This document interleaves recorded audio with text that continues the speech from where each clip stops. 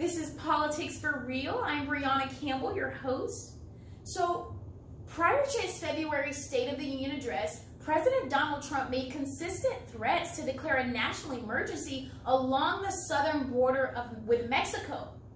And based on an article in the New York Times, the Republicans in Congress, they waited until the week of the address, just to provide a clear response to the president's request. I mean, what's up with that, right? So they're taking into consideration the fact that the Republicans lost power in the midterm elections last November. Taking that into consideration, I kind of realized, that Trump has a lot going on. The recent State of the Union address was a really big deal for him, for many reasons. The biggest of which is that Trump has to bear the burden of a divided Congress, guys, and that's not easy. So after hearing the news of the president's address, I became curious as to how other presidents have handled theirs. Okay, so that's what we'll do then. The first presidential State of the Union address we're going to analyze is that of President Bill Clinton. Okay, so he delivered an address in January of 1995 with Vice President Al Gore and Speaker of the House Newt Gingrich behind him. So prior to his speech, Clinton and the Democrats, they suffered a major loss in the midterm elections. But what did he do? What he did was profound. Is that he took a humble approach, and he admitted in front of everyone that he made some mistakes along the way. And that I applaud him for that. That's not easy to do. That's not easy at all. Okay, now what's astonishing actually is that Clinton's remarks in 1995 on immigration are similar in nature to those of President Donald Trump, Trump's in 2019, Based on an article in the Daily Caller, Clinton says, and I quote, "That's why our administration has moved to aggressively secure our borders more, by hiring a record number of new border guards, by deporting twice as many criminal aliens as ever before, by cracking down on illegal hiring, by barring welfare benefits to illegal aliens." Guys, he received a standing ovation for his remarks. Now, what's also profound and what's important to note about Clinton is that he signaled the end to the era of big government, right? So he was willing to take somewhat of a conservative approach. And this actually, I think this shocked honestly, it really shocked political commentators, because they didn't realize what he's capable of. So, and they actually deemed it, I had to double check one of my notes, they actually deemed it the most conservative address ever delivered, by any Democratic president for that matter. So, one of the questions asked frequently by the reporters at the New York Times was, how well did the address predict how Clinton would govern in the future?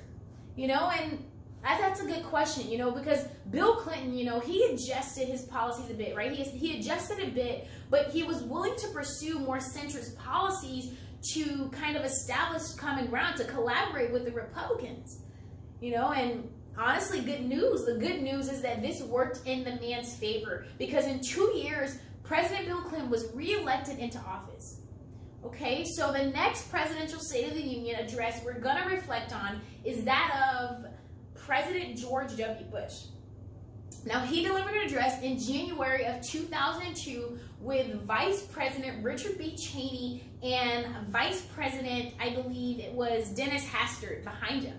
Okay, so President Bush, he kind of used it, the State of the Union address as an attempt to promote his tax cuts, right? He thought that was a solution to to the sluggish economy, because at the time the economy was suffering. He also used it as a way to kind of promote his healthcare reform. He thought that was kind of a way to bring medical costs down, and apparently that worked for him. So, based on an article in NPR, he advocated for more funds to kind of fight AIDS in Africa.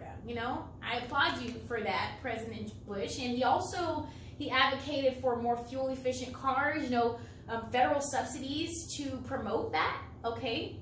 Now, he says something that's profound in reference to his foreign affairs, in reference to the country's foreign affairs. You know, he's talking about how the United States, he speaks frequently in his address about how we deposed the Taliban from its rule over Afghanistan. And, you know, it had a lot to do with the fact that the Islamic regime at the time, they didn't respect the human rights of the Afghan citizens. So because of this, the United States felt obligated to depose the Emirati of Afghanistan.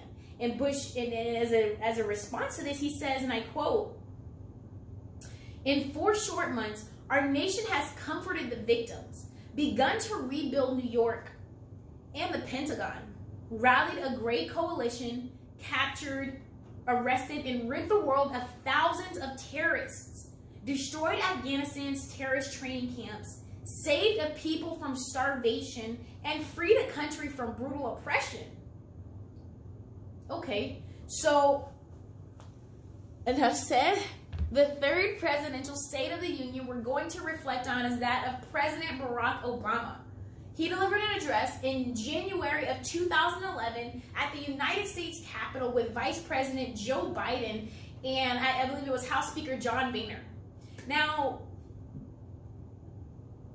I think this was a historical moment because it was, first of all, it was the first, during the time the first black president was elected, and it was also the first time that a Republican sat behind Obama during a joint session of Congress. Okay, so let's see. So I think it was the University of Minnesota. They have this journal. It's called Smart Politics, and you know, they were talking about how during this particular address, he spent a great deal of it kind of just discussing education policy. And, you know, he also spoke about the importance of innovation and technology, okay? And also, let me check my notes, because there was something else that made its way into his speech. I think it was spending, deficits, and the debt our country was facing. You know, all these things kind of made their way into his speech.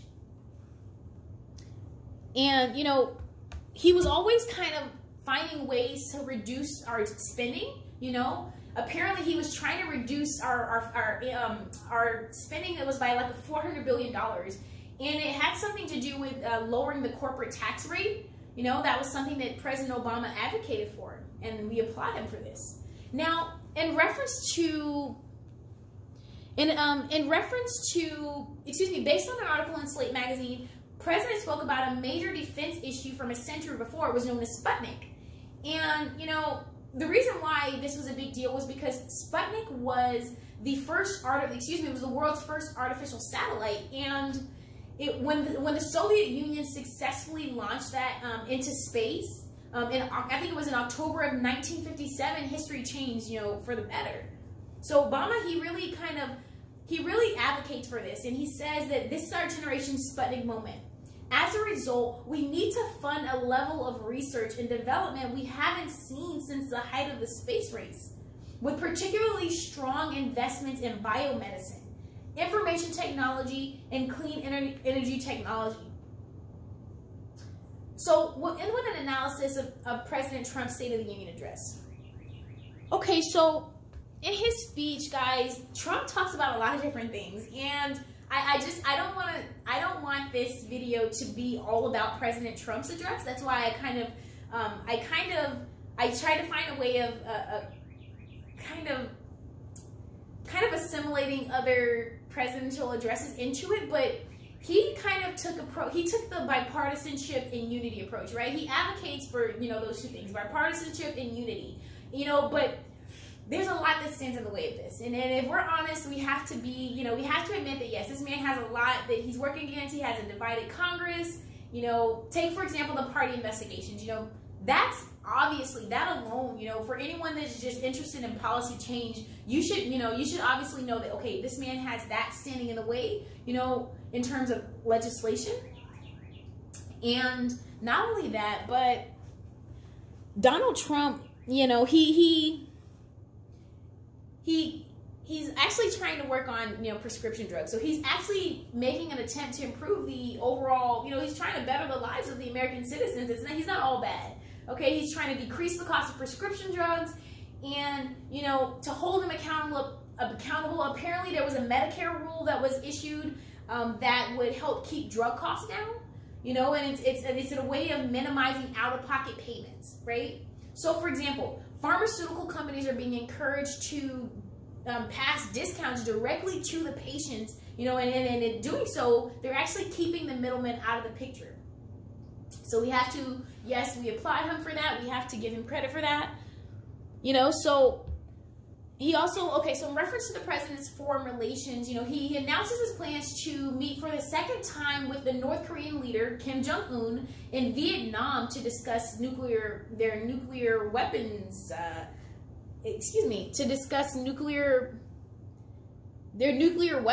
dismantling their nuclear weapons program in Vietnam. Okay, moving right along.